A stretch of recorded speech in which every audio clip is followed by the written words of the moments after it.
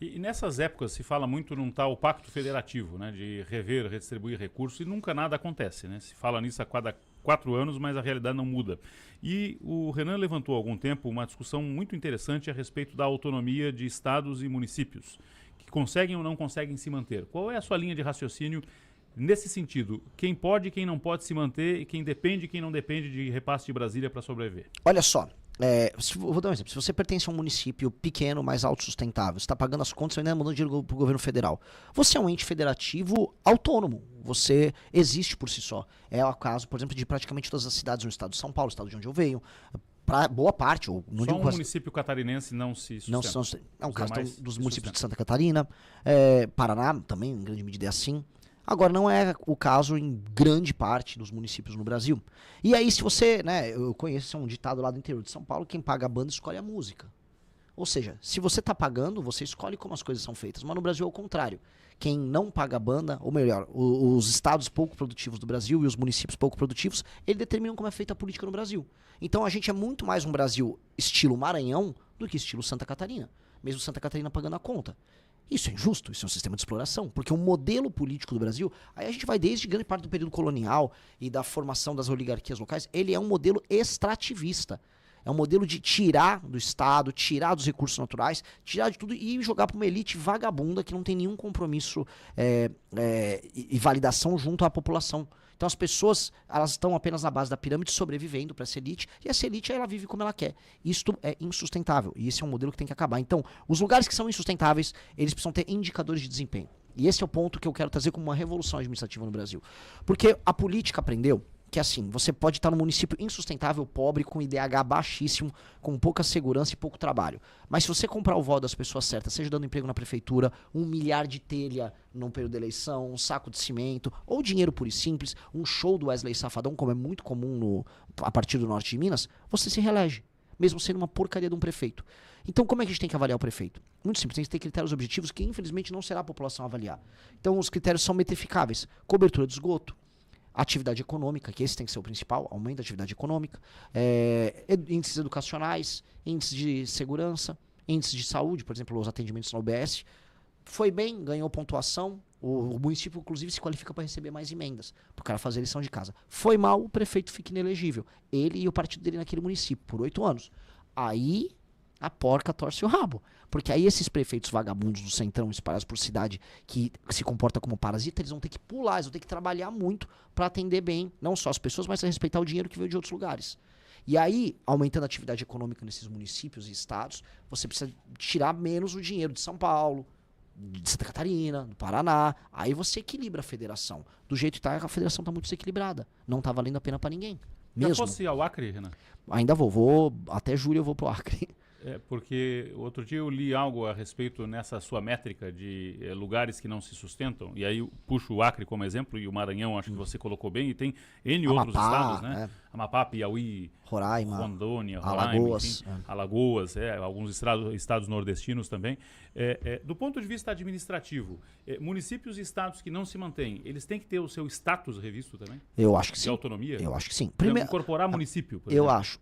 Não, incorporar município é uma das coisas que são necessárias ser Hoje feitas. são 5.571. É isso, tem que cair para no máximo 2.000 e poucos. Metade. Exato, porque tem muito município pequeno completamente sustentável.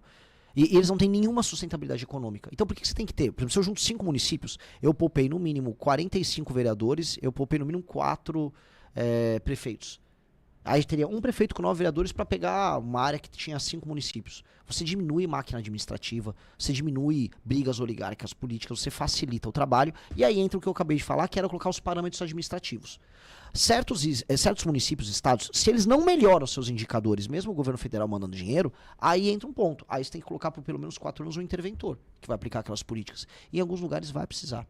Em alguns lugares, pelo que eu vi rodando interiores do Brasil, você tem classes políticas que não têm nenhuma qualificação técnica, que não sabem nada sobre execução de políticas públicas, e a única coisa que eles sabem fazer é executar a emenda. O que é executar a emenda? É pegar um dinheiro que vem do governo federal via um deputado, faz esse dinheiro virar uma obra como empreiteira de um amigo, rouba um pedaço de dinheiro, entrega qualquer coisa, compra o voto da população e segue o jogo. É isso que é um prefeito em pelo menos 1.000 e tantas cidades ao redor do Brasil. Ele não faz nada, ele só administra a emenda dos outros, que é o que virou o trabalho de prefeitar. Então não dá. Não dá, isso tem que ser alterado. Porque isso está quebrando, isso é um dos elementos que quebram o Brasil e que geram esse monte de deputado inútil do Centrão que fica em Brasília achacando qualquer presidente. A função do deputado não tem que ser achacar o presidente. Ele tem que ser votar de acordo com uma matéria. Só que hoje os deputados fazem isso porque tá fácil. Porque basta pegar a emenda, executar, compra o voto da população, elege os prefeitos inúteis que vivem executando esse dinheiro e, cara, o Brasil não aguenta. Isso precisa ser alterado. Mas se o Renan se torna presidente, vai precisar do Centrão para governar. Como é que Vou, faz? infelizmente eu vou. Como é que faz? Igual a gente pica um elefante e come, né? Por pedacinhos. Então, primeiro eu tenho que tocar minha agenda fiscal para o Brasil sair dessa rota de colisão econômica que ele está indo. Depois eu tenho que resolver a questão do crime organizado. E isso vai me tornar um presidente popular.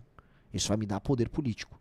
Especialmente se eu compartilhar as vitórias. Ou seja, se eu libertar o povo do Ceará, as cidades que estão tomadas pelo crime organizado, junto com deputados do Ceará, eles participarem dessa vitória, não participar na grana, que quando o fala, é para participar de vitória, a gente vai roubar alguma coisa junto. Não, você vai ter o lucro político da gente destruir o crime organizado no Ceará. Mesma coisa com deputados na Bahia, quando a gente fizer isso na Bahia, mesma coisa no Rio de Janeiro. Aí eu aumento meu capital político. E onde eu vou gastar esse capital político? Nessa reforma administrativa que eu estou propondo. Que é uma reforma que seria apoiada por muitos partidos. Muitos partidos gostariam de ter isso porque hoje o jogo é muito fácil. Hoje, para um bom administrador partidário,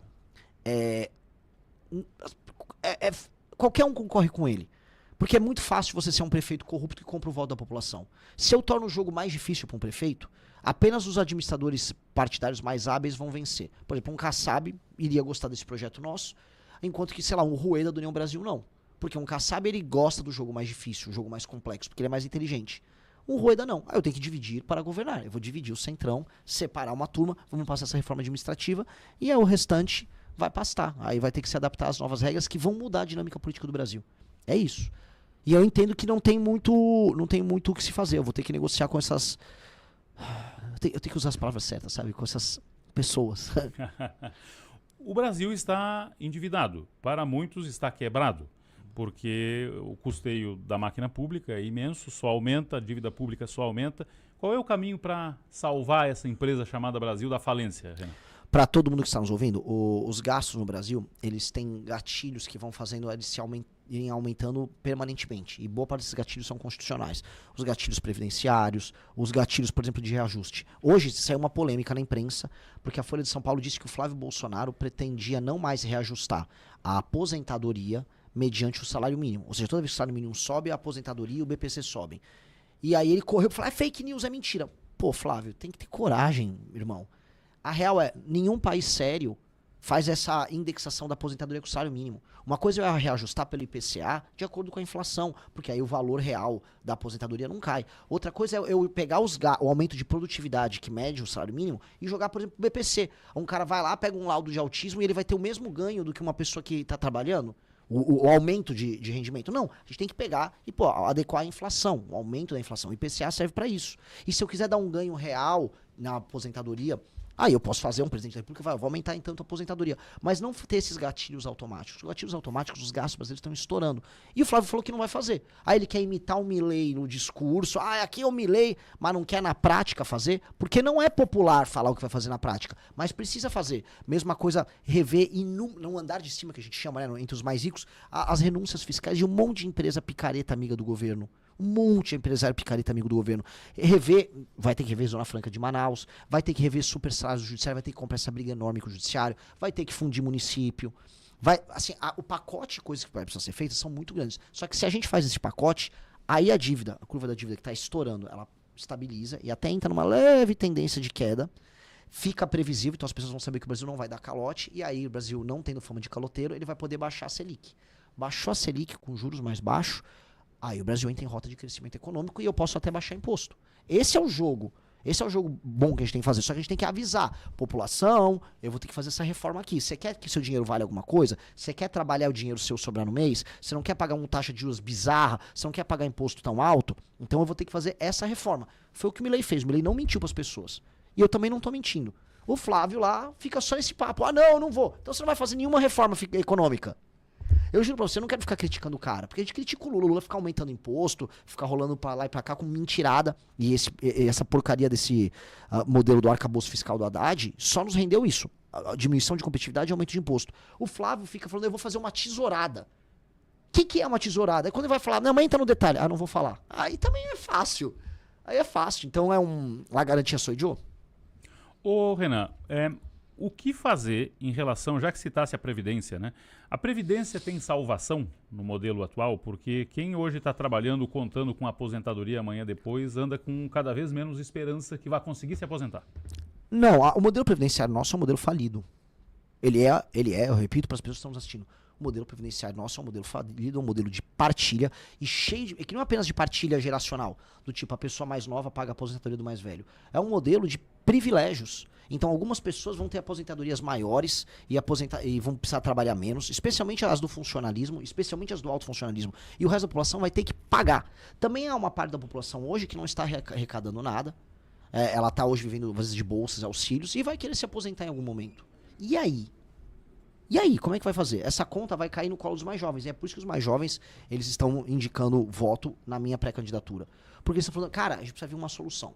Na reforma fiscal que a gente está fazendo, a gente está endereçando a questão previdenciária novamente.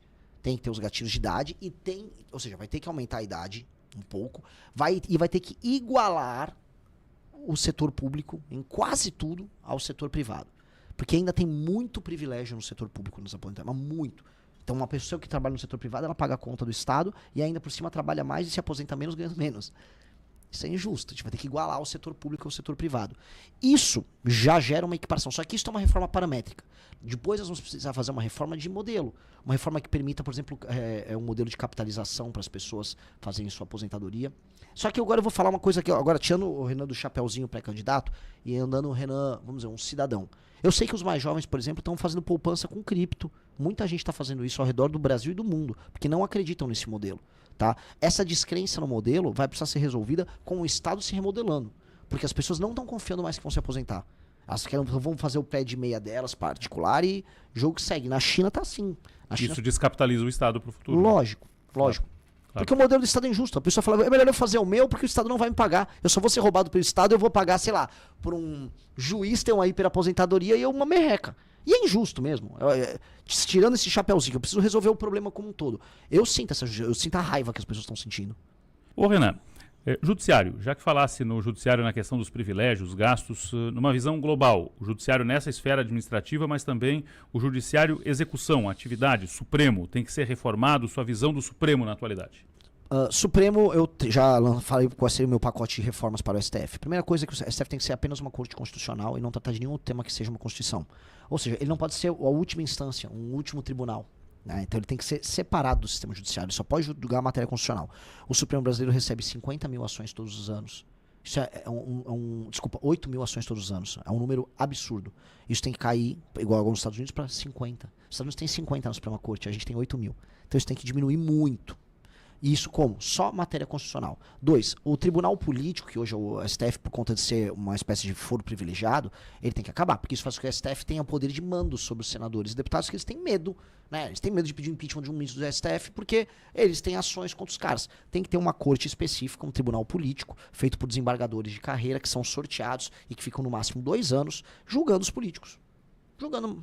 Que não é, por exemplo, se você é um cara, vamos supor, daqui de Santa Catarina, e eventualmente tem medo de um julgamento político oriundo de um adversário, que é um juiz aqui, porque a ideia do foro privilegiado era essa. Tudo bem, você vai ser julgado por um juiz, um desembargador de Minas Gerais, que não tem nenhuma relação com isso, e que nesse tribunal político vai julgar os políticos ali, e ele fica só 2 anos. Ele está servindo o Brasil por 2 anos nesse tribunal político. Acabar com decisão monocrática. Acabar com o prazo indeterminado que nós temos hoje para pedidos de vista, que nós temos no STF, ter esse filtro de entrada, como eu citei, proibição de escritórios de advocacia ligados a parentes de ministros. Com isso, o STF não apenas ele perde essa hiperforça que ele tem, ele fica desinteressante para malandro. O malandro não vai ter o que fazer no STF, não vai ter como fazer negócio, não vai ter como mandar em político. Por que ele vai fazer? Vai ficar lá discutindo questúnculas constitucionais, que é o que qualquer STF faz, que ninguém liga. Ninguém nem, o STF está discutindo a constitucionalidade da questão do sexo dos anjos. Tá bom, vai lá, fica lá discutindo, ninguém liga. Agora, eles definem tudo hoje no Brasil, qualquer matéria, qualquer reforma que você passa vai terminar no STF. Já a gente vai ver, vão judicializar no STF todo o impacto positivo que a gente pode ter do licenciamento ambiental. Então, é um saco, eles têm que perder todo esse poder, porque com muito poder e muita capacidade de decisão, eles fazem tudo, inclusive negócios. Tem algum ministro na atualidade, na sua observação, passível de impeachment? O Alexandre de Moraes tem que sofrer impeachment. Na verdade, eu acho que tanto o Alexandre de Moraes quanto o Dias Toffoli eles precisam ser presos. Não há como eles fingirem normalidade nesse caso envolvendo o Banco Master. Não há. Assim, já foi pego. O Alexandre de Moraes, só pra falar aquele contrato que a mulher dele tinha junto com a turma do Master. Primeiro ele negou. Depois, quando o contrato foi pego, mas não estava assinado, tá? Aí depois ele reconheceu, porque viu que não dava pra sustentar a mentira. Não, realmente tem um contrato, tal, mas ela entregou os serviços. Ela que tentou fazer um laudo pra demonstrar que entregou os serviços pra um contrato de 130 milhões. Não, mas não recebeu, ninguém provou que recebeu. Aí saíram os dados financeiros, já 80 milhões foram recebidos. Não, mas o Alexandre não tinha nada a ver com isso. Aí o Alexandre viajou pra casa dele na praia em Trancoso. Aí depois pegaram uma suposta, tem que ser cuidadoso, uma suposta reunião do Alexandre de Moraes com o presidente do BRB e a turma do Vorcar. Ou seja, tudo que ele fala é mentira. Tudo é provado, aconteceu. Ele se reuniu, ele esteve até na casa da praia do cara, a mulher recebeu o contrato e vai falar que ele não estava trabalhando a favor dos caras. Pelo amor de Deus, a gente não nasceu ontem. Né? E em condições normais de temperatura e pressão, ele tinha que pedir pra sair. Mas ninguém pede pra sair ali, muito pelo contrário, eles dobram a aposta. O Gilmar Mendes foi pra cima do Alessandro Vieira. Ontem, ou anteontem, o Zema fez um vídeo lá, um vídeo bobinho, tinha nada de mais vídeo. Aí não, vai colocar no inquérito da fake news. Eles estão malucos. É um negócio doentio, esses caras estão doentes. E a sociedade precisa reagir. O problema é que a sociedade não quer reagir. Os brasileiros estão com um torpor tão grande, estão com um cansaço tão grande, que você convoca a manifestação, as pessoas não querem, as pessoas não estão acreditando em mais nada. As pessoas elas não estão nem ligando. Isso é preocupante. E sobre, ainda olhando a ótica do judiciário na atualidade e ações recentes polêmicas, a prisão do Jair Bolsonaro, na sua opinião? O Jair Bolsonaro, ele, a meu ver, não só a meu ver, as provas nos levam a isso. Ele tentou, de fato, uma desconstituição da ordem. Ele convocou os ministros, os generais, os chefes das Forças Armadas para uma tentativa de ruptura, que foi elevar a minuta do golpe, foram as reuniões que ele fez com o Frederico Gomes. Só que o processo contra ele, esse é o problema de tudo, ele é eivado de nulidades. Como o processo com aquelas pessoas que foram presas no dia 8 é eivado de nulidades. E quando eu falo disso, eu não estou falando do dia 8. O Bolsonaro tentou fazer o dia 8. Eu acho que não tem relação do Bolsonaro com o dia 8. O que teve são as coisas que aconteceram antes do dia 8. E o Bolsonaro vai ter... Até agora ele não deu uma explicação. Por que a equipe dele, o Mauro Cid, ficou mandando aquelas informações falsas para influenciador divulgar, dizendo que a urna foi fraudada, o que fez um monte de gente ir para frente de quartel pedir intervenção militar, um monte de gente aqui em Santa Catarina. Ele nunca explicou por que o Mauro Cid estava mentindo e mandou as pessoas seguirem um laudo falso vindo de um argentino picareta. Por que fizeram isso? Por que foi conversar com os chefes das Forças Armadas? Qual o intuito dele com isso? E isso até agora eles não explicaram. Então, no mérito, o Bolsonaro tem muita coisa a responder. E no mérito, eu acho que a equipe central dele tentou e trabalhou para uma tentativa de golpe de Estado. Isso não tem nada a ver com o dia 8. Agora, na forma, é eivado de nulidade. Então, eu defendo, como a gente defendeu no Congresso com o Kim Kataguiri, a dosimetria. E ainda tem um outro elemento. O Bolsonaro está muito doente. Quem conhece um pouco em torno dele sabe que ele está mal. Pô, no mínimo, dá uma prisão domiciliar e diminui a pena do cara. O cara está muito doente. E eu falo isso aqui, que eu sei que eu perco o voto falando isso. Porque as pessoas querem assim, não, ele é um herói nacional, solta ele. Especialmente em Santa Catarina. Eu não acho que ele é herói nacional nenhum. E eu acho que as pessoas têm que ser responsabilizadas por seus atos. Inclusive, a característica distintiva do povo daqui e de uma pessoa conservadora é achar que as pessoas têm que ser responsáveis pelos seus atos. Quem, por exemplo, no dia 8, por mais que eu não ache que... Parece que eu acho que aquelas pessoas caíram numa armadilha. Aquelas pessoas invadiram, de fato, o Congresso, invadiram, de fato, a STF, invadiram os prédios nacionais, o Palácio do Planalto, e quebraram tudo. E não é invadir um prédio de um governo federal em qualquer nação do mundo da cadeia. E aí elas vão ter que ter uma punição. Agora, com um processo justo, com direito de defesa. Você teve julgamentos quase coletivos ali, você teve audiência coletiva, o que é uma coisa que você faz em período de guerra. Então, tem que ter uma dosimetria, as penas têm que ser menores, e isso vai ter que vir do Congresso, porque isso está tudo tão errado, o processo como um todo, que apenas, vamos dizer, um ajuste, um freio de arrumação, resolve esse assunto. Renan, você fez parte daquele Brasil que apostou no Bolsonaro? Você votou no Bolsonaro na outra? Não? Eu votei no Bolsonaro em 18. Em 18. Mas eu nunca tive otimismo com relação ao Bolsonaro. Não? Eu conheci o Bolsonaro antes. Eu sabia que ele era um cara problemático, eu sabia que ele era um deputado preguiçoso. Aquele papo, não, ele era isolado. Cara, o deputado Kim Kataguiri do nosso partido também é isolado e ele passou um monte de projeto. Eu percebia que havia algo de muito estranho na forma como ele conduzia o grupo político dele. Sempre foi um cara difícil de lidar. E sempre foi um cara do centrão. As votações dele dão conta disso. Mas tudo bem, era um processo que estava rodando. O Paulo Guedes tinha aparecido. Poxa, depois veio o Moro quando ele entrou. Havia um otimismo no ar e a gente queria apoiar esse otimismo. Só que aí aparece o escândalo da rachadinha, aparece as traições recorrentes que ele fez, as nomeações dele ao STF, a destruição da Operação Lava Jato, a não defesa da prisão em segunda instância, a não defesa do pacote anticrime do Sérgio Moro. Isso eu tô falando em 2019, tá? Eu nem foi em 2020, eu não vou entrar em todas as discussões malucas que a gente teve no período da pandemia. Malucas, discussões sem nenhum sentido. Tô falando só 2019. E aí nós fizemos oposição aos erros que ele cometeu, erros de intenção. E aí nós fomos cancelados. Vocês são cansados porque vocês têm que apoiar o Bolsonaro mesmo quando ele erra. Entendi, eu não tô aqui pra isso. Se o Bolsonaro errou, eu vou falar que ele errou. Mas não, as pessoas querem que você seja igual a um petista. Você tem que puxar o saco e calar a boca. Eu não tô aqui pra calar a boca. Eu não nasci pra isso. E eu acho que os brasileiros não nasceram pra isso. Isso é mentalidade de escravo. A gente não pode ter mentalidade de escravo, tem que ter mentalidade de senhor, de uma pessoa dona de si que tem direitos. Então, assim, se no mandato do Jair Bolsonaro, o Ministério da Educação tinha um escândalo envolvendo pastor, Bíblia e barra de ouro, um escândalo lá de 2021 para 2022, eu não vou falar do escândalo. Eu vou fingir que não aconteceu porque ele é de direita? Pô, a gente tem que ter decência nessas coisas. Né? E eu acho que tá faltando essa decência no geral na direita. É tudo muito oportunista. Em 22, você fez o quê? Em 22, eu votei nulo. Você anulou o voto? Eu anulei o voto. Se você chegou até aqui, é porque você não engole narrativa pronta. Então já se inscreve no canal e ativa o sininho, porque aqui você vê os cortes que muita gente prefere que você não veja. E faz o mais importante agora, compartilhe esse vídeo, porque informação de verdade só se espalha quando alguém decide passar pra frente.